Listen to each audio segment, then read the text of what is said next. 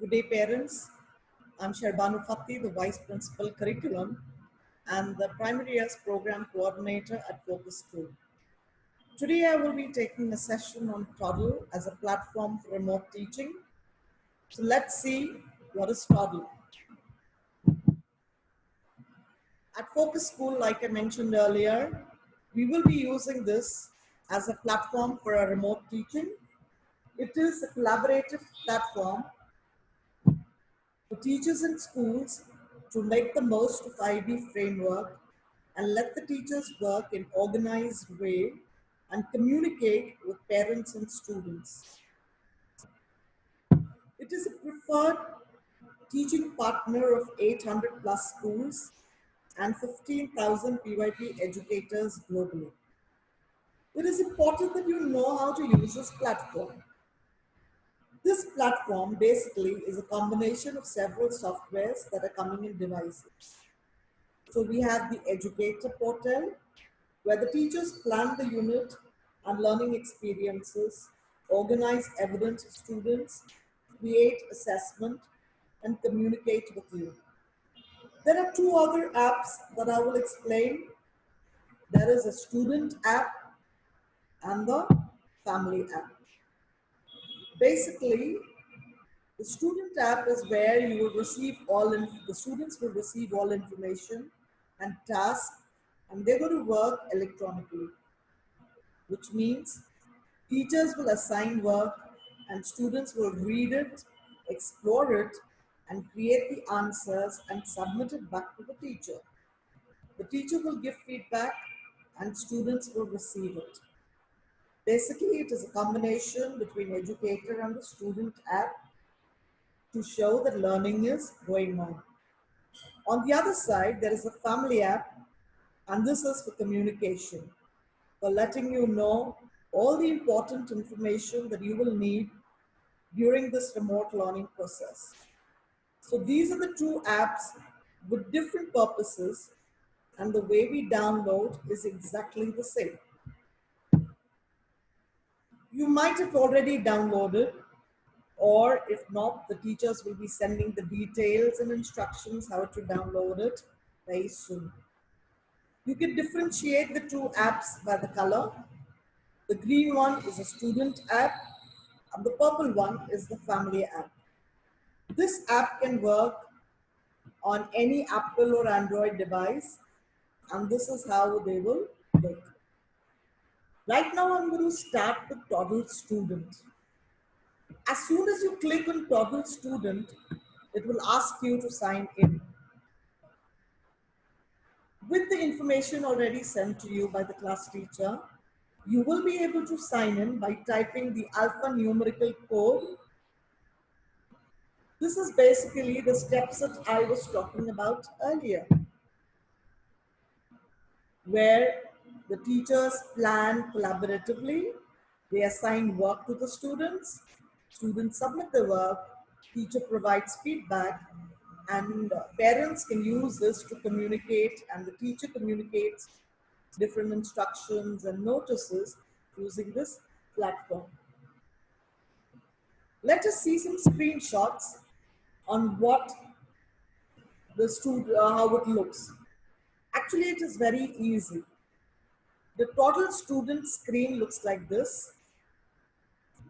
The first one on the top left, there are three horizontal lines. And if you click, you will see the name of the student, the school, and the class that your child belongs to. You may also change the profile picture here, and this is the only purpose of this left side menu. You will also see a very important button which says sign out, which means if you have two or more children, you will have to sign out before the other students sign in. This is very important because of the privacy settings. Students can see only their work and not others' work. So make sure that the student signs out before the sibling can sign in. If you see down the feature tabs, the most important is the journal and classroom. Going forward to journal, this is the way you will see it. So what is a journal? Basically, in remote learning scenario, the teacher will be able to communicate and share things with each other. Not necessarily tasks, but general elements that they wish to share. So let us see the tools to share ideas, improvements, and reflection. On top right, you will see this red plus button, Legend app, which will take you to the portfolio. The portfolio, you can see several options. You have the photo collage, video, file, note, link, sketch, and voice to record their submissions. All these elements can be assigned to portfolio later. Now, when we need to find out what specific task is assigned, you need to go to the classroom, which is the second button down. When you initially go to the classroom, assure that ongoing tab is turned on here. Don't go to archive. Archive will be the task that is already been completed. In order to see the task that the students need to work on, please click on ongoing. On the right side, every task will have the guidance, the class discussion, and my submission. Under guidance, you will see that the teacher would have given some instructions on how to go about doing the task. Sometimes the instructions may also have a voice recording for the little ones to understand if they are not able to read. You can also see you have a lot of other resources that have been attached. The teachers may attach. It could be a video, it could be a link, it could be a PDF or a Word doc for students that will help the students to complete the task. There is also a button that says send private message to teacher.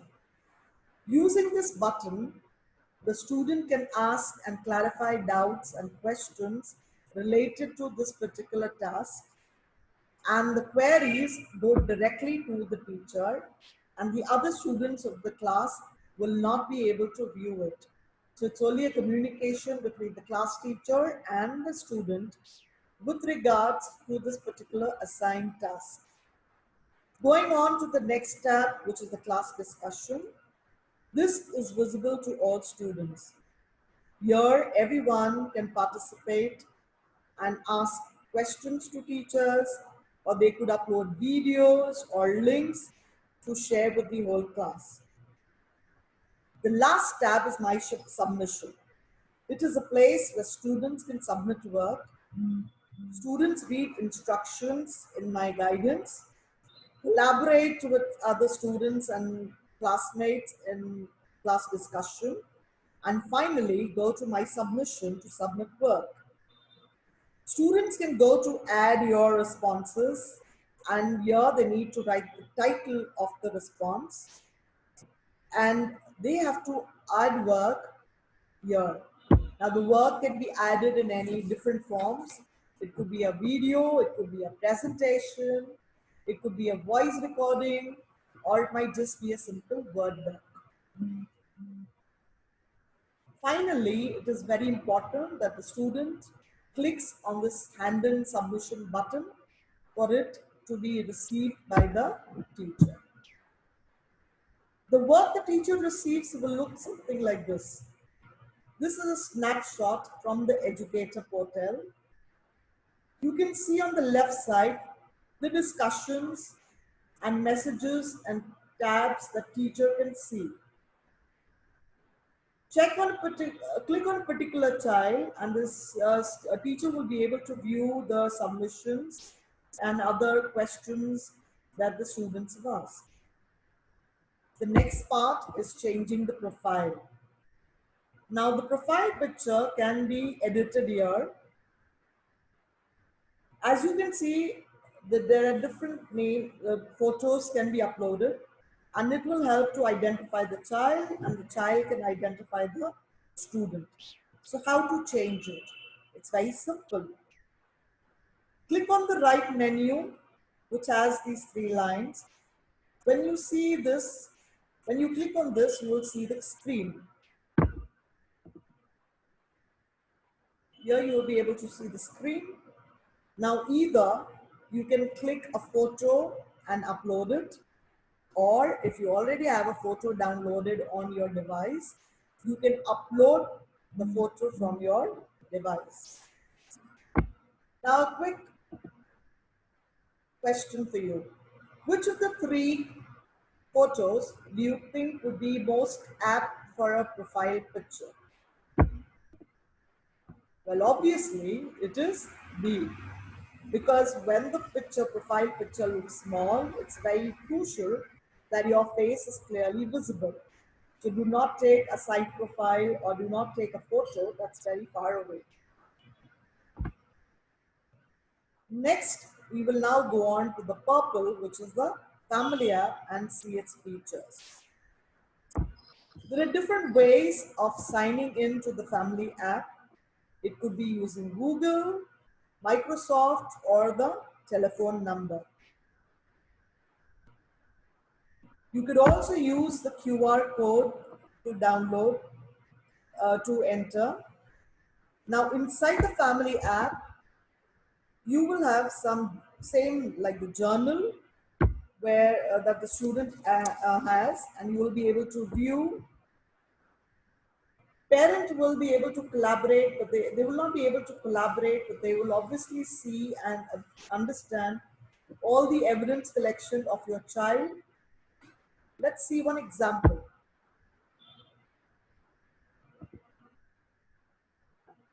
So this is what the student has done. Now this can also be used for, if you see inbox for all the announcements that are done through the school. The purpose of this inbox is to receive important information and to keep you updated on what happens at your school. And so it is a very important place to visit and keep yourself updated. Now, if you click the last tab that says more, there are several options. Firstly, a school calendar where you will see the upcoming school events. Next is the school policies. This is obviously an important place where any important documents, especially policies that school wants to share with you, will be able to access here. The next is the progress card. You will receive information from the school when the progress card is ready and uploaded. You can go to this section and view your child's progress report. You can also download it from here. So this is about the student in the family app. In case if you have any further queries, please get in touch with the number that's been shared with you to support you with this, and feel free, and only if you practice and use it more will you get comfortable. The teachers are also using it for the first time, so they might also make some errors, and also you are using it for the first time, so it is going to be, there will be hitches, but please ensure that we keep working on it, and only with practice will we get comfortable with it. I hope this is clear to you, and I wish your children, once again, I wish them welcome to the school, and I hope this app will be useful in evidencing, reporting, and organizing the students' work. Thank you very much.